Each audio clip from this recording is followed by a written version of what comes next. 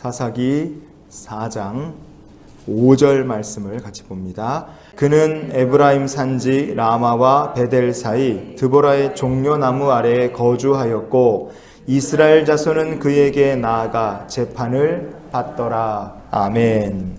이스라엘 백성들이 드디어 고난 가운데 여호와께 부르짖기 시작했어요. 그때 고통 가운데 있던 주의 백성들을 위해 하나님 준비하신 하나님의 해답이 무엇이었느냐? 바로 사사 드보라였습니다.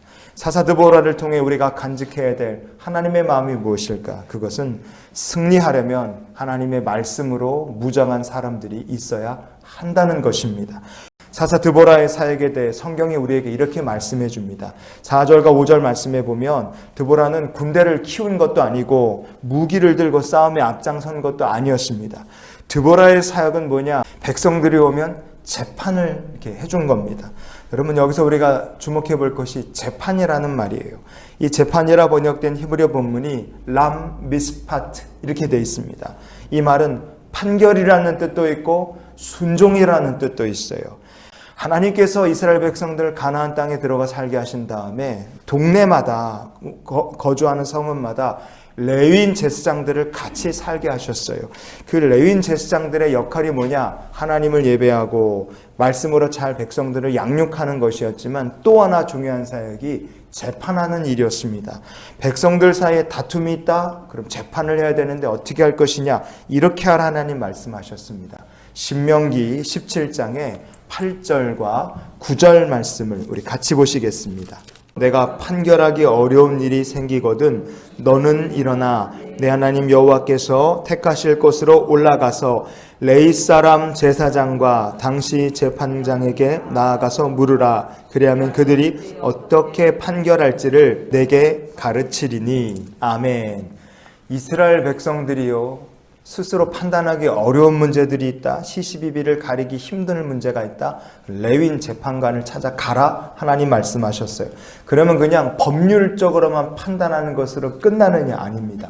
이 재판은요, 어떤 성격을 가진 것이냐? 신명기 17장의 11절 말씀을 이어서 봅니다.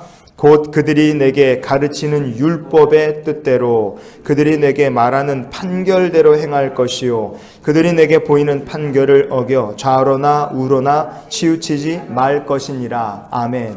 어떤 경우에 주의 백성들 사이에 다툼 나겠습니까? 사람이 하나님의 뜻과 말씀에 내 마음을 쳐서 복종하면 문제가 안 나죠. 그런데 내 의견 꺾지 않을 때 사람이 좌로나 우로나 하여간 어느 쪽으로 팍 치우치게 되어 있습니다. 그때 레위인 재판장들 앞에 가면 어떻게 재판을 하느냐? 율법의 뜻대로 하나님의 말씀에 자기를 비춰보게 하시는 거예요. 그래갖고요, 그 판결대로 행하라. 말씀대로 풀어주니까 그 말씀에 순종하여 하나님의 뜻에 다시 자기의 삶을 맞추는 사람들로 이렇게 영적으로 조율이 되고 자기를 다시 침체됐던 영혼을 깨우고 재판해왔던 사람들끼리 판결을 받고 화해를 하여 주의 백성으로 다시 돌아갈 수 있게 만드는 게 레위인들의 재판이었습니다. 여러분, 드보라가 머문 것은요, 에브라임 산지예요. 우리로 치면 강원도 한복판입니다. 그 옆에 세겜, 그 옆에 그리심과 에발산이에요. 에브라임 산지 주변으로 사는 사람들에게 그 동네 그 마을에 레위인 제사장들이 없느냐? 다 있습니다. 재판을 이미 받을 수 있는 사람들이에요.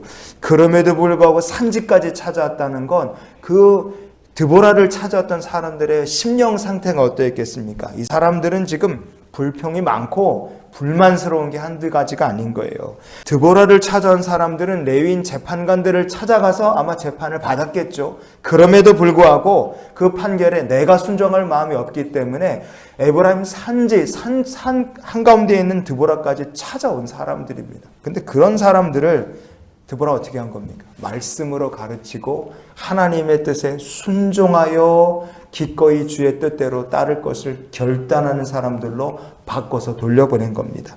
여러분, 우리의 삶에 고난과 어려움이 많이 생기면 성도가 아무런 해결할 힘과 능력이 없는 것 같아요. 그런데 말씀에 순종하고 말씀으로 무장한 사람이 있다면 그 가정은 문제를 해결하고 일어날 영적 저력을 가지고 있고 그 교회가, 그 나라 민족이 하나님의 축복받아 다시 일어날 믿음의 저력과 무기를 이미 가지고 있는 줄 믿습니다.